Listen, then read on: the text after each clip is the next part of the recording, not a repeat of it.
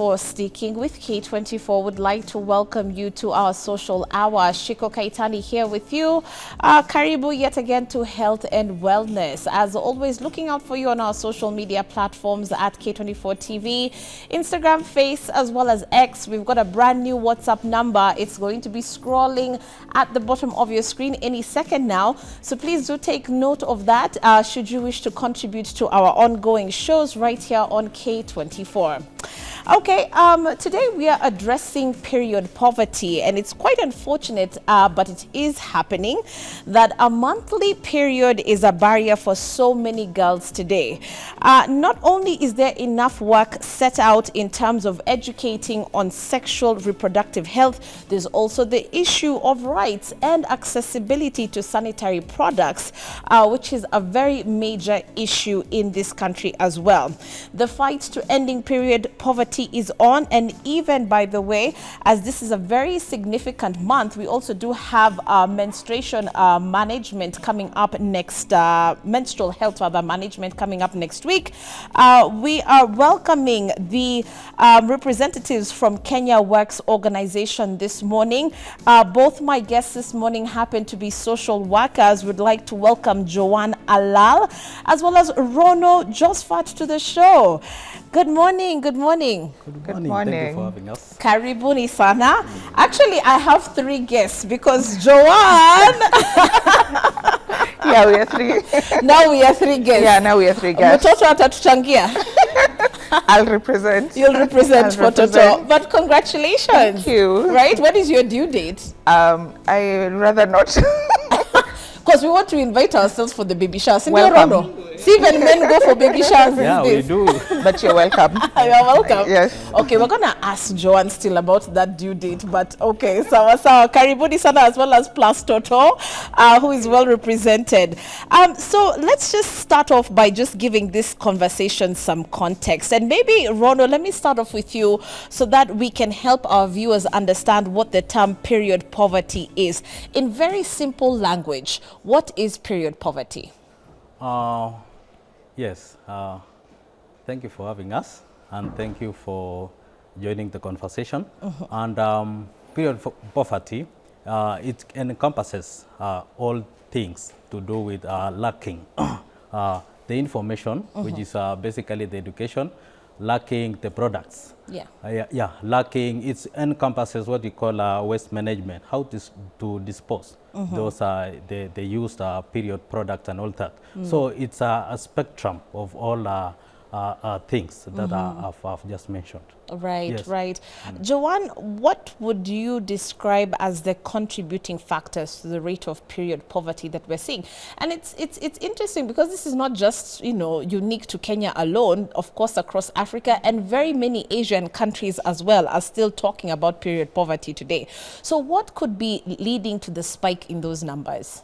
So majorly, obviously, like Ronoh said, when you talk about period poverty, we're looking at the inaccessibility to the product and also education. So contributing factors are generally within the two varieties.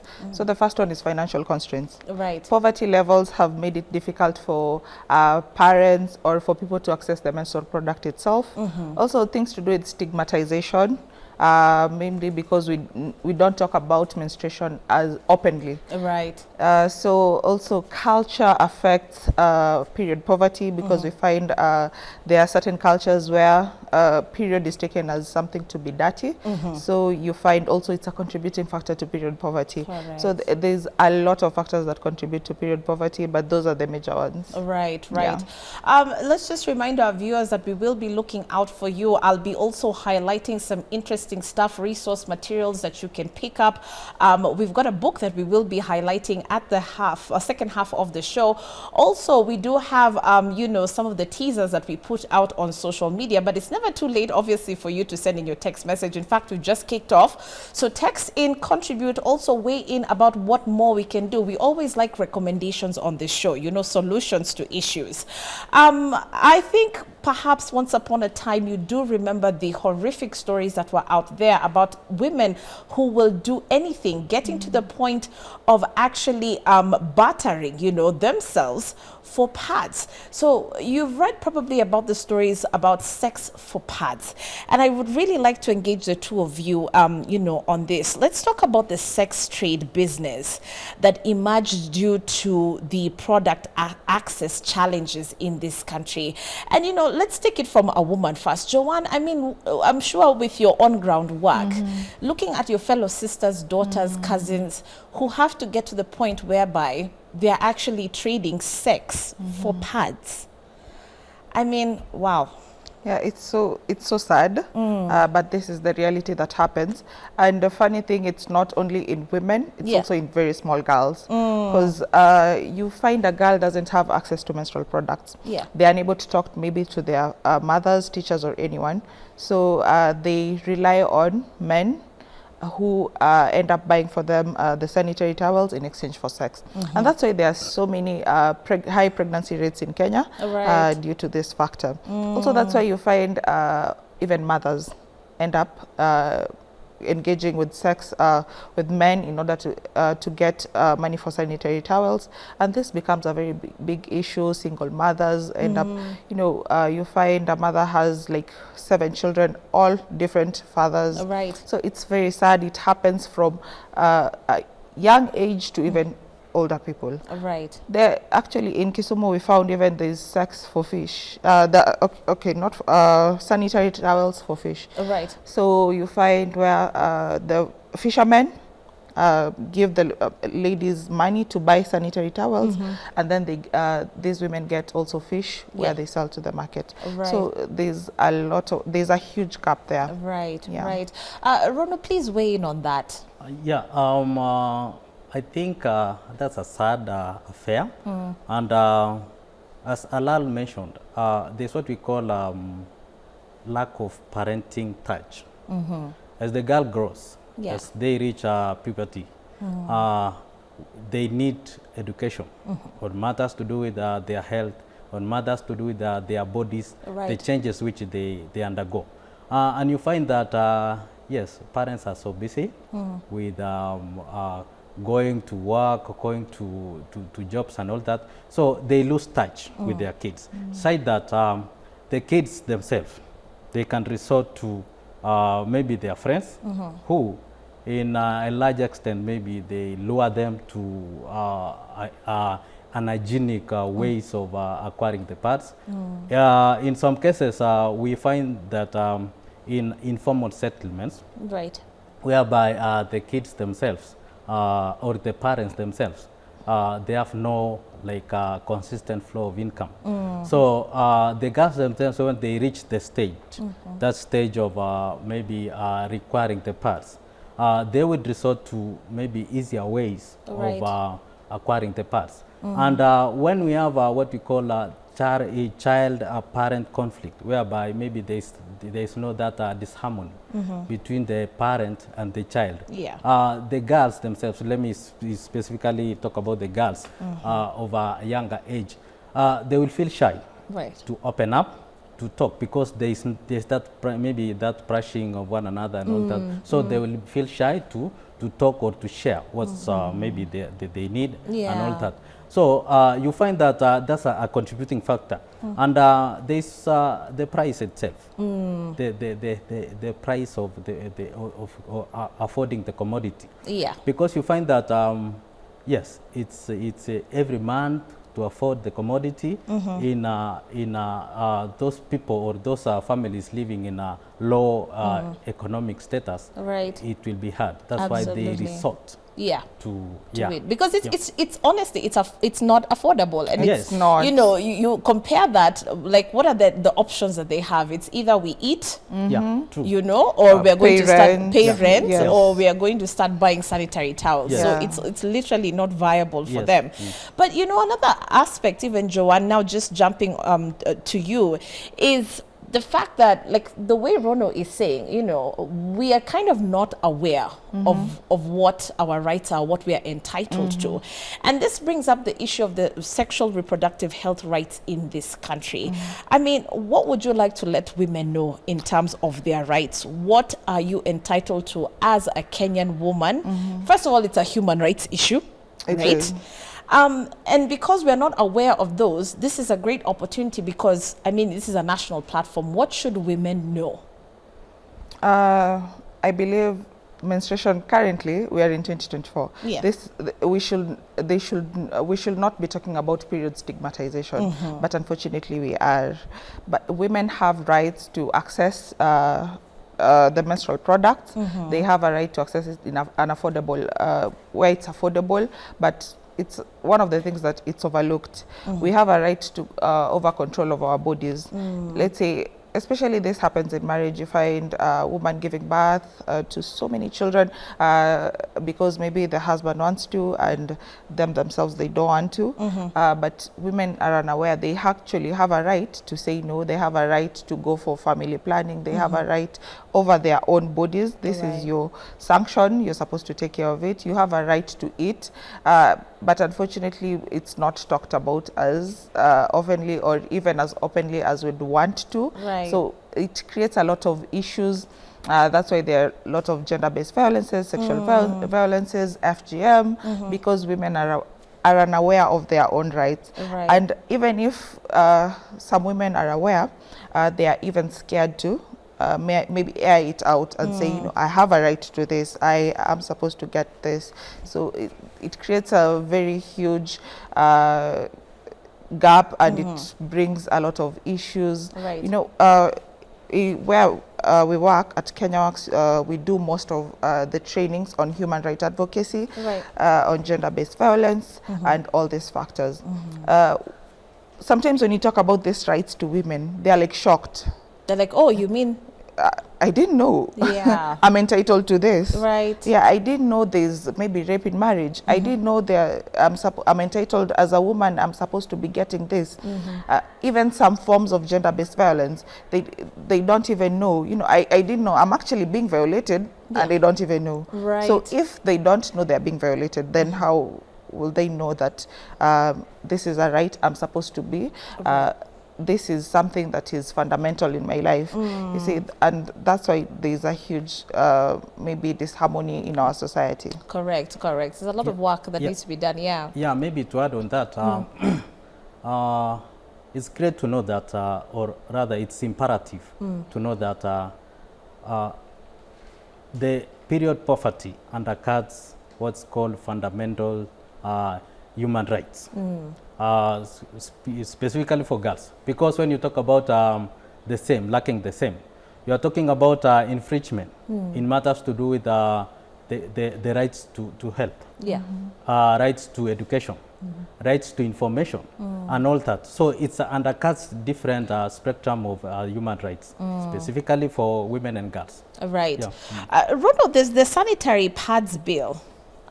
You know, we've been seeing, you know, snippets of that here and there because, like you said, I mean, is it really ever that major of an issue on the floor of the House? But what are some of the milestones that you'd like to highlight about this particular bill?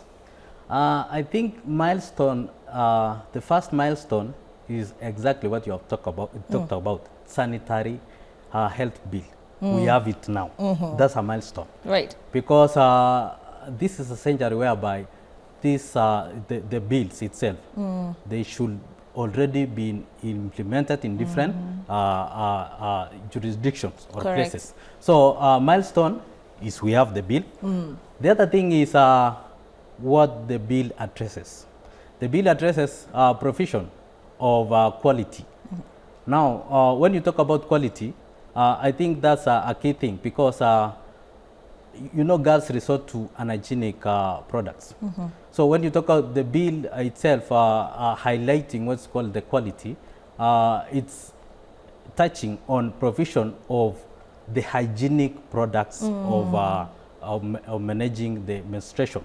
Right. Now, the bill provision of the sanitary towels, as the bill stipulates, in the public places, and specifically what I like about the bill is provision of the same in the correctional facilities. Oh, okay. Because the girls there or the women there, they say in most cases menstruation, they know no bonds.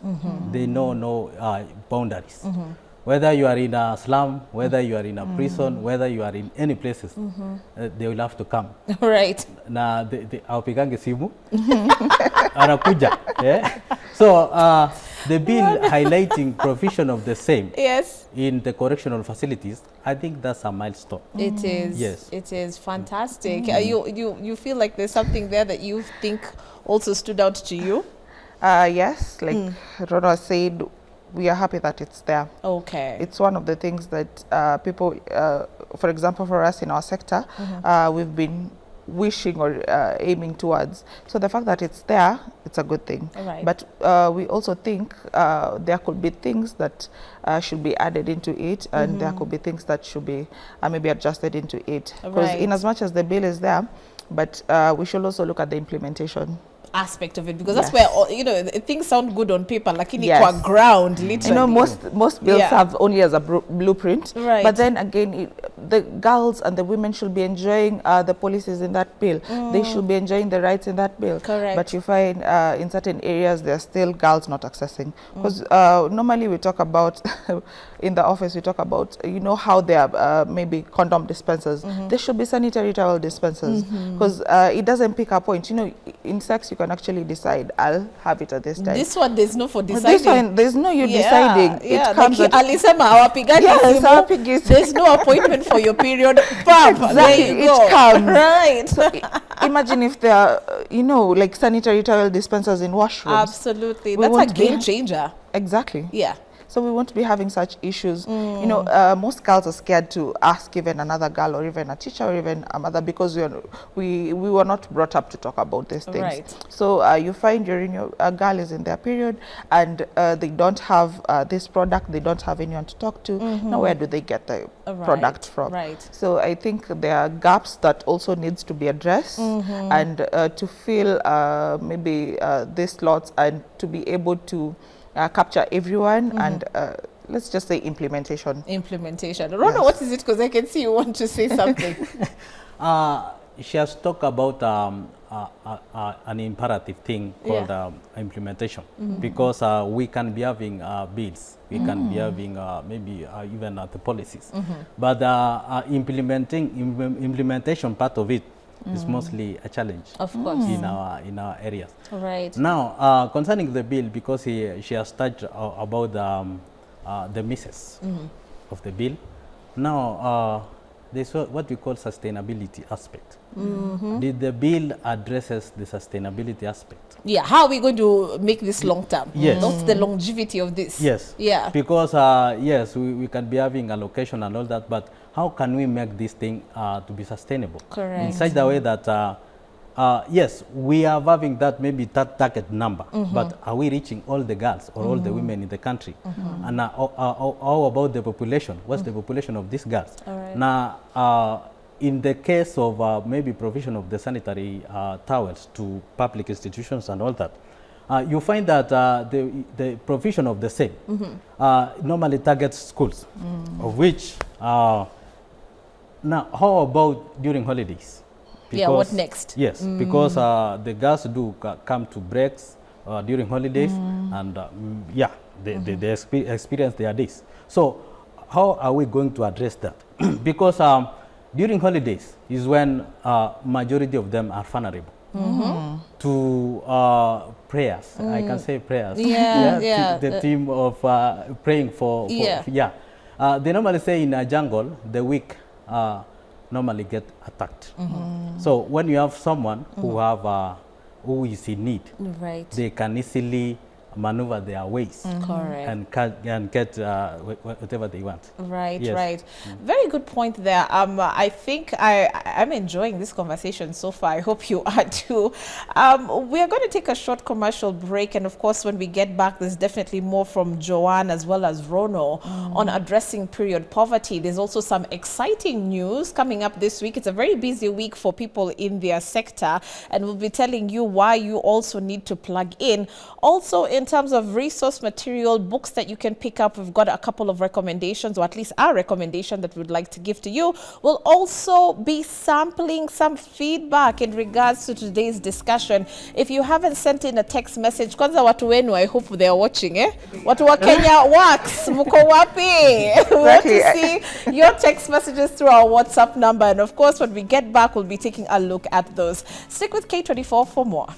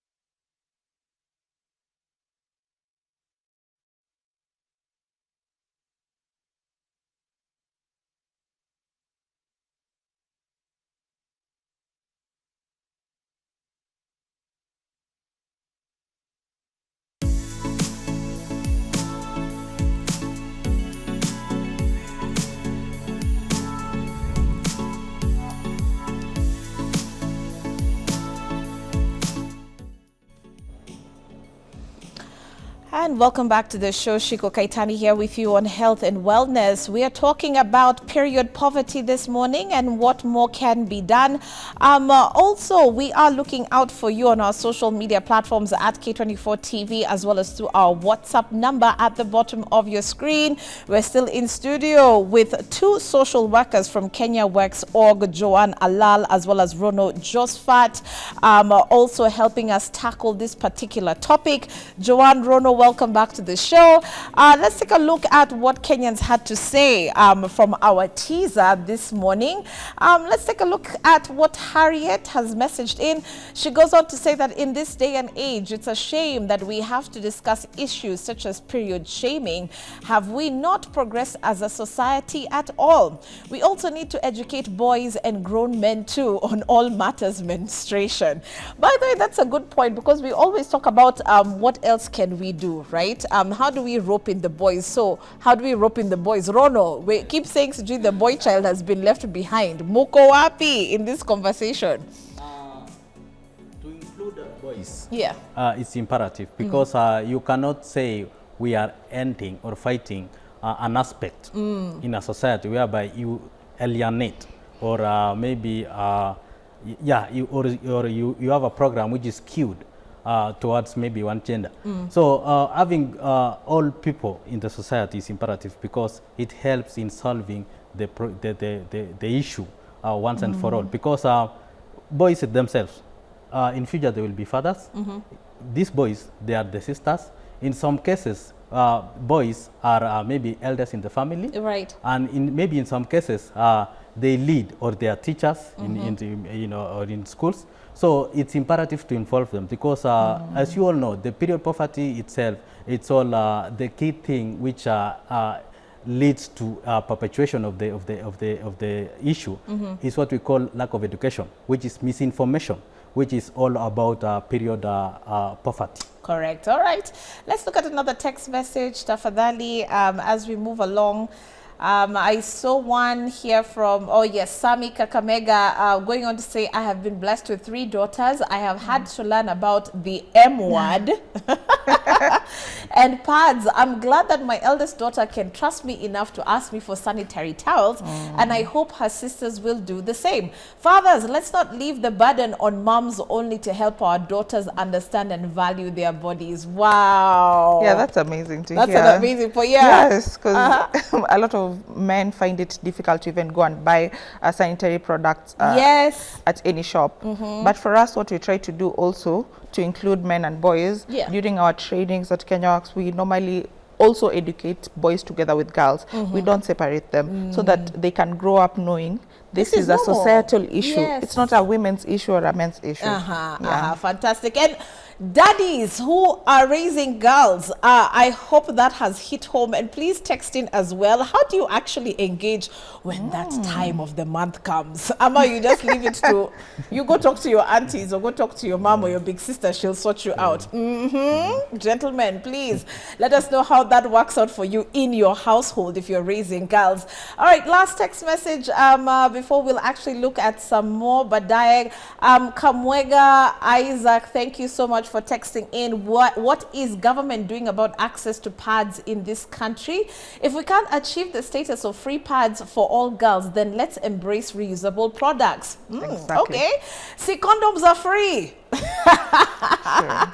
Trust me, I know. Tunaomba serikali waangalie hii maneno. I like Yes. it. Actually, she's talking about what we're advocating Isn't for. it? If condoms are free and you're just allowing people to do the do, and that one you have a choice, like you said. Yes. I mean, surely, why can't we not have Yes. dispensaries, with, or at least dispensers rather, with all these sanitary products? Yes. Very important issue, and thank you so much for bringing the humor onto the show. All right, so let's get back into it, Joan and Ronoh. Let's talk about the proverbial exchange, and I like to use that term because we are replacing the word here, war. Okay, that's taking place between producers of reusable and disposable pads. Do the two of you feel that we'll ever get to a point where period poverty is coming to a complete end, as long as big producers, people who are here for profit, are involved in the game? I know this is a very hush kind of conversation.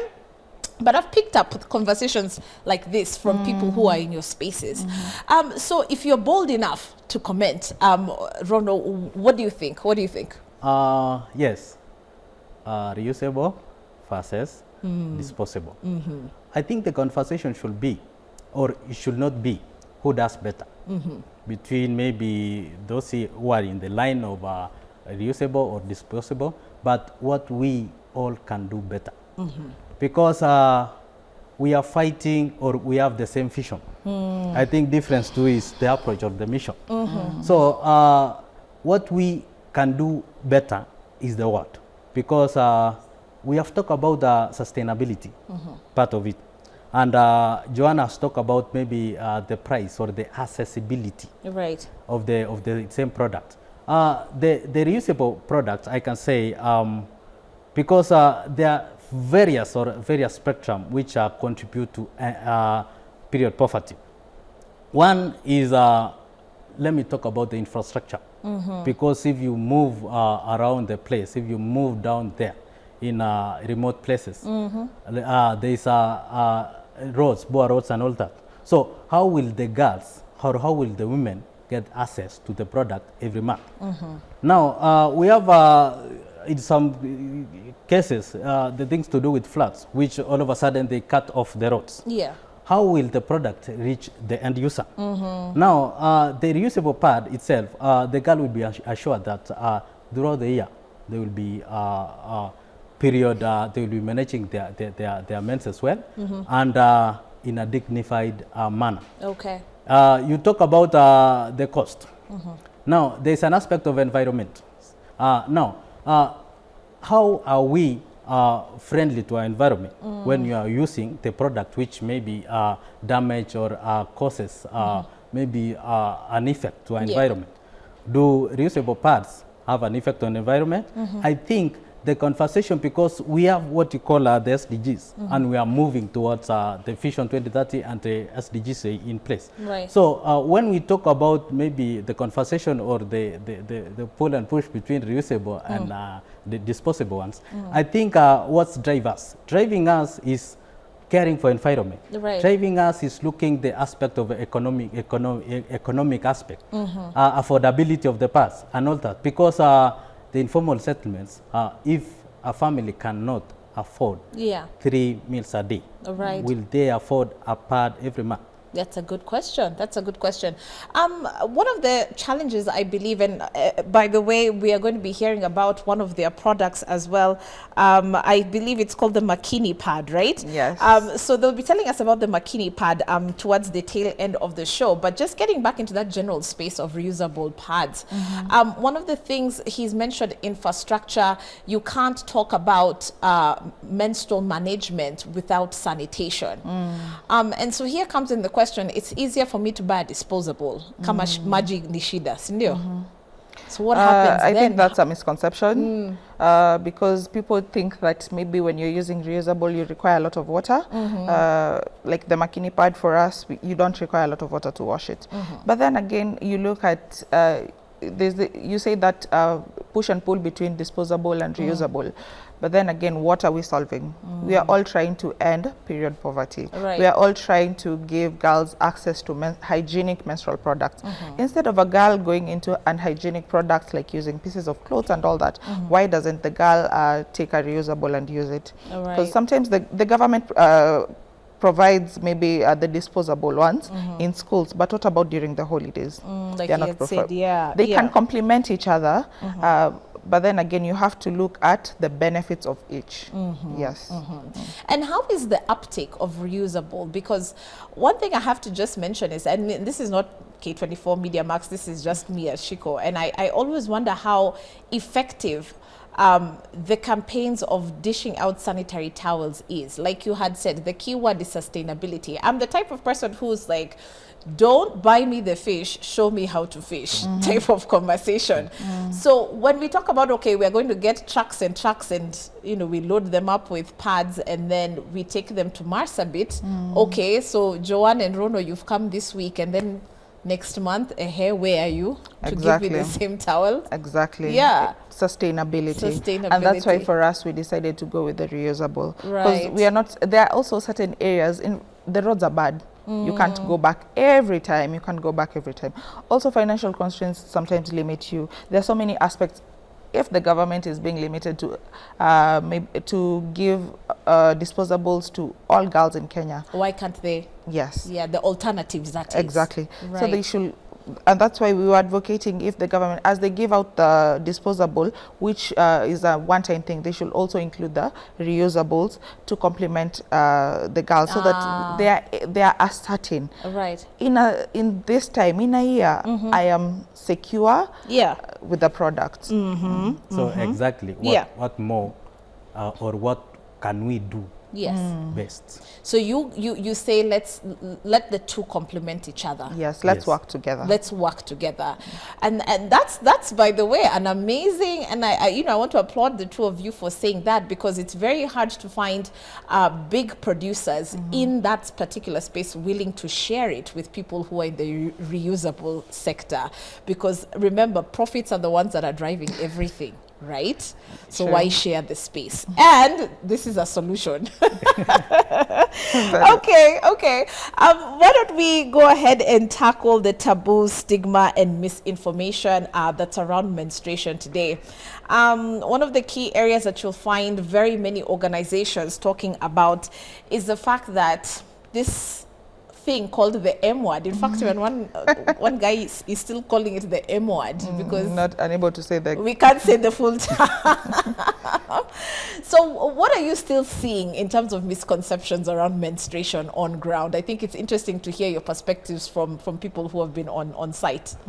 Yeah. So from our own trainings, our own research, we're able to talk to girls. We're able to go into different communities to hear their different maybe what they think are facts, but are actually misconceptions. So you find maybe they think it's bad blood. Yeah. Most of them say, during my period I can't I can't go to church because mimi ni mchafu. I can't go to serve my father. It's not allowed. Yeah. So there are so many myths and misconceptions surrounding menstruation, and most of them air out in rumors, and some of them are even created by girls themselves. And that's why we say it is imperative for mothers to talk to their girls about menstruation. Like, charity begins at home. Talk to your daughter about menstruation before she goes outside here to find information. Correct. And that's why they pick a lot of myths and misconceptions going around, rumors that do not exist, where they think the menstrual blood is something that it should not be talked about, should not be maybe talked to men about. You cannot talk to your father when you're menstruating. You cannot serve him food. You cannot even go to school. Right. Yeah, so maybe Ronoh can also talk about other because I mean, this is... we go to the field together. You go to the field together, yeah. So for you, what do you hear? Yeah, exists a lot of misconceptions and misinformation because there is a lack of information, lack of facts. Yeah. Because down there in the field, you find that there is that they just construct any term to refer to maybe a girl menstruating. As Joan talked about, maybe they refer them as unclean. Yeah. They refer them as maybe not suitable for certain settings, maybe participating in certain ceremonies or certain anything. Activities, an activity in the ground. But I think sharing or educating the public is imperative, because menstruation is healthy. Menstruate is healthy. And the irony part is, those who don't menstruate, they are worrying. Okay.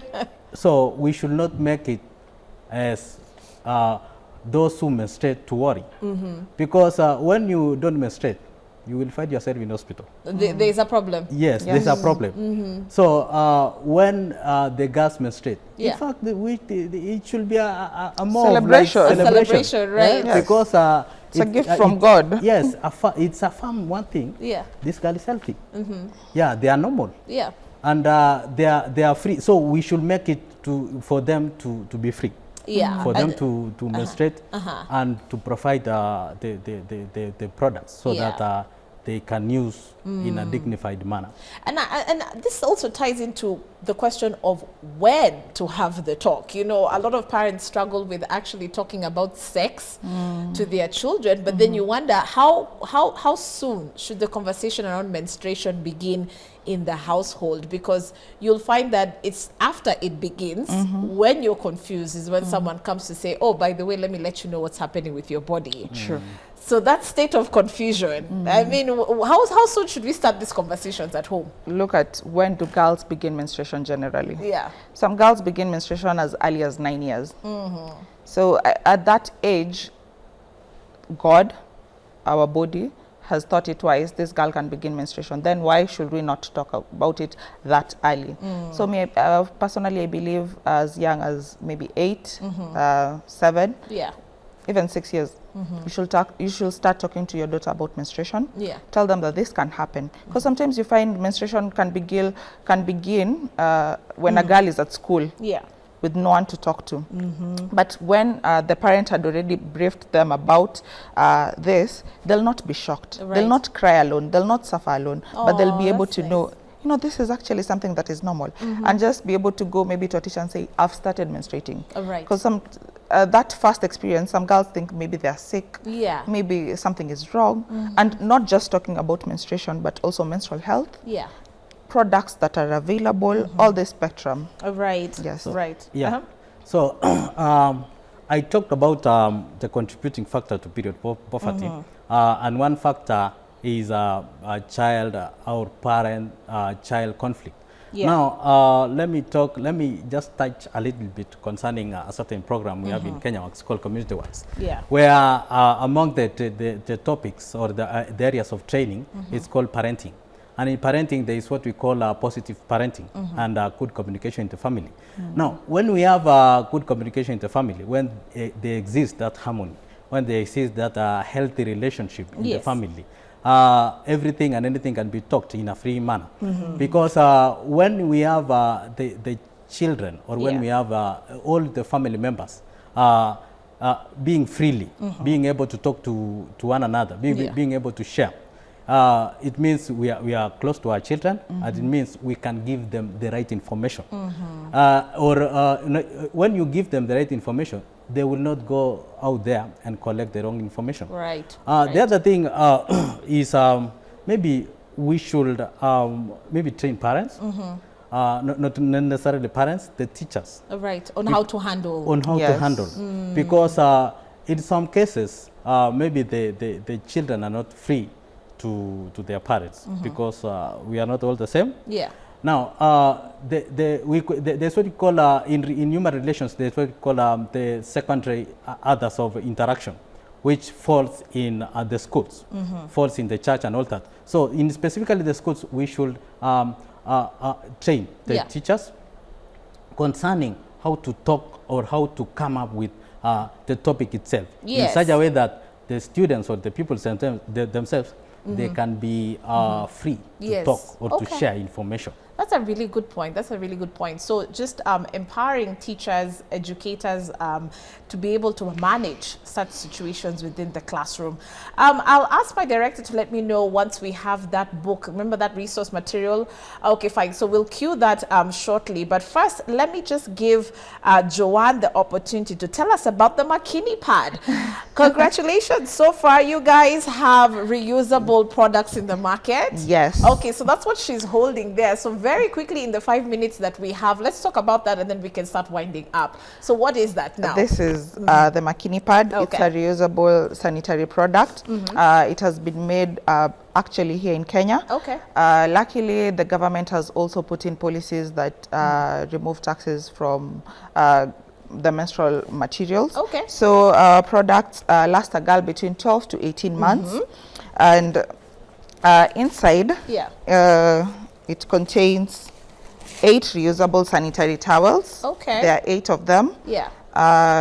2 holders, 2 storage bag, and a care leaflet with all the instructions on how to use, how to take care of it. Right. Not just menstruation, but menstrual hygiene, Right. which is a key aspect. So the pad lasts a girl between 12 to 18 months, meaning for 1 year and 6 months, they are secure when it comes to menstruation. Correct. And that's why we advocate for it. It is cost friendly.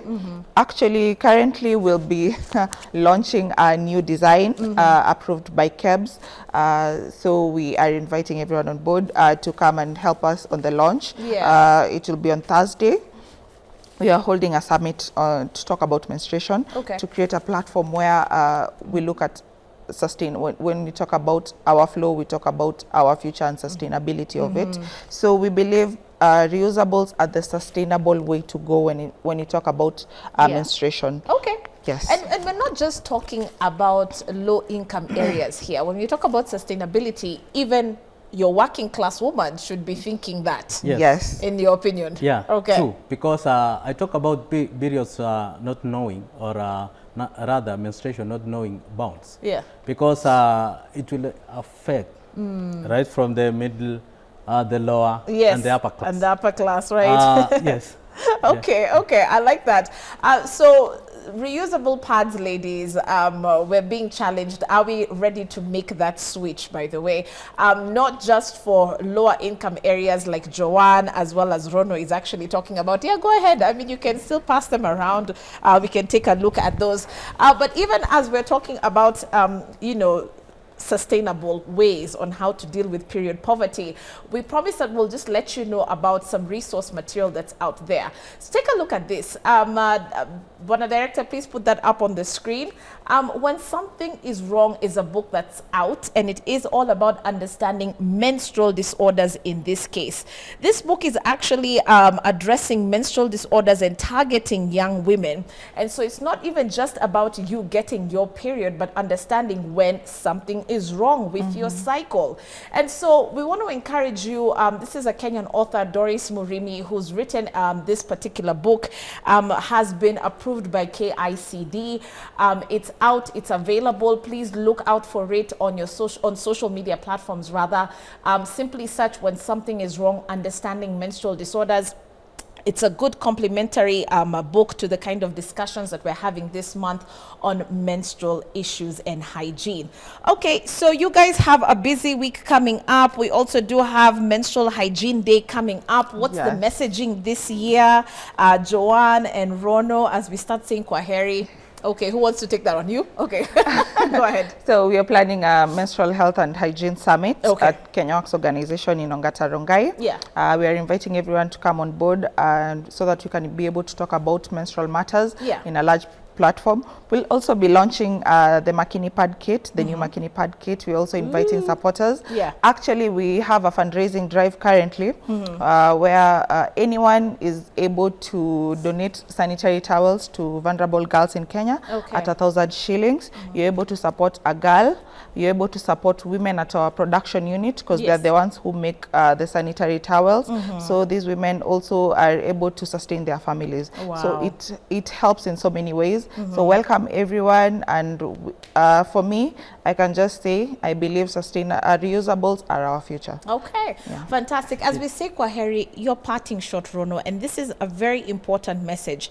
The impact of what period shaming, what discrimination is doing to girls and women when we actually don't address such issues. What would you like to say as we say goodbye?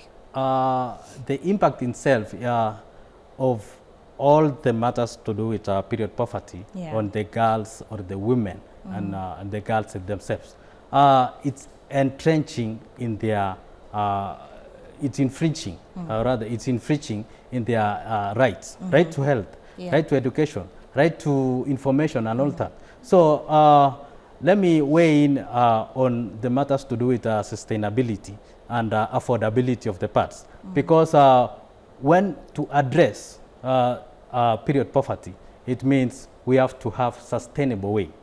Joanna has mentioned about the Makini pad. It addresses what we call sustainability, because a girl is able to have be assured of the pad all around the year and all that. Affordability aspect, And yes, it's environmental friendly and all that. So Okay. yes. Wow, let's leave it there. Ronoh, thank you so much for that. We want to take this opportunity to say a big thank you to Kenya Works Organization, Joel, Alal as well in the house, +1. Thank you so much for joining us. We appreciate you guys taking time to be here with us.